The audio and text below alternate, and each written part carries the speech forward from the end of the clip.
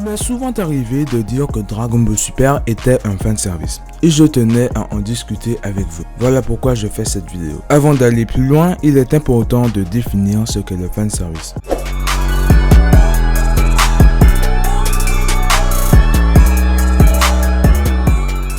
Voici une définition. Le fanservice est un procédé qui consiste à alimenter la passion et les fantasmes des fans. C'est souvent associé à des connotations érotiques. C'est sûr que quand on entend fanservice, on pense tout de suite à des boobs. Mais ce n'est pas uniquement ça. Cela va bien plus loin. En fait, cette pratique consiste à répondre aux attentes des fans, à leur donner ce qu'ils ont envie de voir. Par exemple, quand un auteur met en avant un personnage en débit de d'autres car il est apprécié, c'est du fanservice. Il peut aussi s'agir d'un retour d'un personnage qu'on croyait mort ou encore d'une résurrection. Je ne sais pas si on peut vraiment considérer ça comme du fanservice, à vous de me le dire. Quand un mangaka est victime de son succès et qu'il est obligé de continuer son manga alors que ce n'était pas prévu initialement, on pourrait considérer ça comme une sorte de fanservice, puisque l'auteur est sous la pression des fans et des éditeurs qui ne veulent pas que le manga s'arrête. Il est donc obligé de continuer son manga alors qu'au préalable il avait déjà prévu un plan pour son scénario. C'est pour cette raison que certains mangas au fil des années deviennent de moins en moins bons, car leurs auteurs n'avaient pas prévu de les faire durer aussi longtemps. D'ailleurs, il est déjà arrivé qu'un mangaka ait une certaine idée pour son scénario en tête, mais qu'il soit obligé de modifier ce qu'il avait planifié, car les fans ou encore les éditeurs n'y adhéraient pas. Dans la saga Boa, Akira Toriyama avait prévu que Goten serait le nouveau héros de l'histoire. Voilà pourquoi il avait fait en sorte que ce dernier ressemble particulièrement à son père quand il était petit. Mais les fans japonais n'étaient pas d'accord. Voilà pourquoi par la suite l'histoire s'est recentrée sur Sangoku. On pourrait citer Masashi Kishimoto ou encore Akira Toriyama. Si ils ont été contraints de continuer leur manga, c'est à cause de la pression des éditeurs. Car logiquement, manga à succès signifie argent. Et c'est ce qui les intéresse. S'ils peuvent faire en sorte qu'un manga qui leur rapporte continue le plus longtemps que possible, ils n'hésiteront pas. C'est vrai que si les éditeurs n'avaient pas poussé ce flemmard de Toriyama à continuer Dragon Ball, ce ne serait pas l'œuvre qu'on connaît aujourd'hui. Mais c'est une exception.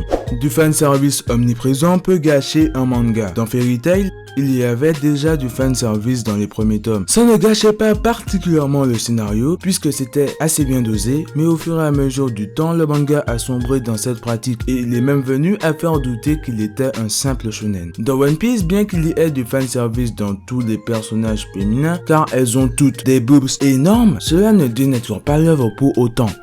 Le fanservice a pour but de fidéliser une audience, d'attirer un nouveau public et de rapporter financièrement. En soi, ce n'est pas vraiment une mauvaise chose, c'est à l'auteur de répondre aux attentes de ses fans sans détruire son œuvre. Et maintenant, on va en venir à Dragon Ball Super. Dans les années 2000, bien que Dragon Ball soit terminé, la franchise se vendait plutôt bien, que ça soit au niveau des mangas, des jeux vidéo et même des produits dérivés. Dragon Ball est une œuvre intemporelle, mais il faut avouer qu'à force de l'exploiter, on ne pourrait plus faire grand chose. Malgré les années, Dragon Ball continuait à avoir un certain engouement et c'est à partir de là que la Toei a décidé d'agir. En 2009, pour les 20 ans de Dragon Ball Z, la Toei a sorti Dragon Ball Z Kai, une version remasterisée de Dragon Ball Z en HD, sans les épisodes fillers et les scènes rallongées. En gros, une version de DBZ plus concise. Cette action avait pour objectif d'étendre le public de Dragon Ball au maximum, faire découvrir aux plus jeunes ce mangaka. Les producteurs savent très bien ce qu'ils font. Agrandir la fanbase de Dragon Ball pour ensuite faire une suite, c'est assez astucieux. Comme ça, s'ils font une suite, ils feront plus d'audience, en théorie, car ils auront les fans de la première heure et les nouveaux dans leur audience. Ainsi, ils pourront encore plus se remplir les poches.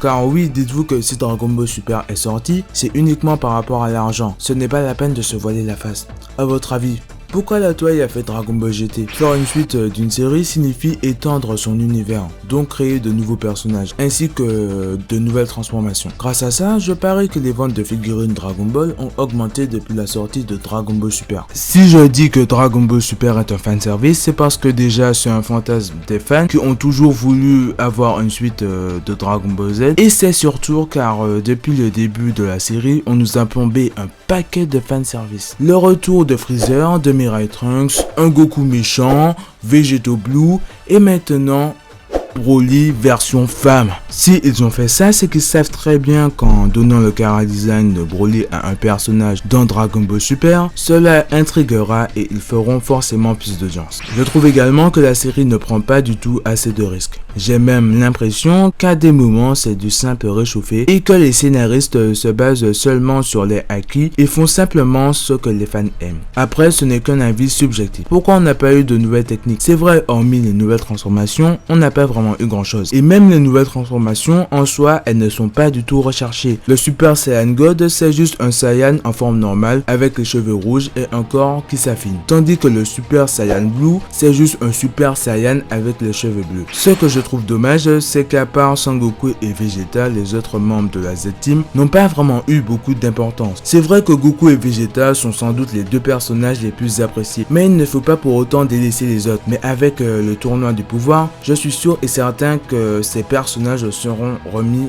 en avant. La série a pas mal changé ces derniers temps. Je pense que la toile s'est rendu compte qu'elle n'adoptait pas la bonne méthode. Au début de Dragon Ball Super, on avait ce sentiment que la série était réservée aux enfants. Mais plus le temps avance et plus la série devient sérieuse.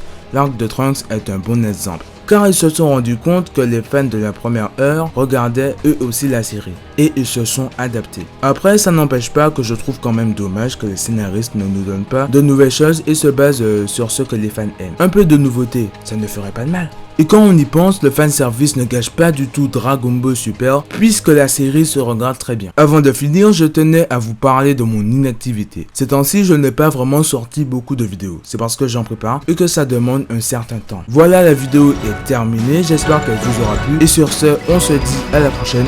Ciao.